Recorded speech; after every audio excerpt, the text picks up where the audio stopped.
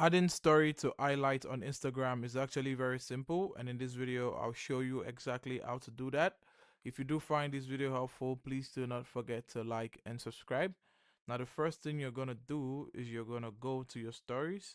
Now if you don't have a story, you're gonna have to post a story or share your post to a story. And once you find a story that you wanna add to an highlight, what you're gonna do is you're gonna go to the particular story and you're going to click on more. Now you're going to click on highlights from here, or you can just click on highlights from the bottom of the page right next to the more. Once you click on it, it's going to ask you if you want to add it to existing highlight or you want to create a new one. We're going to create a new one, and for this highlight we're going to say TV box, and we're going to click on add.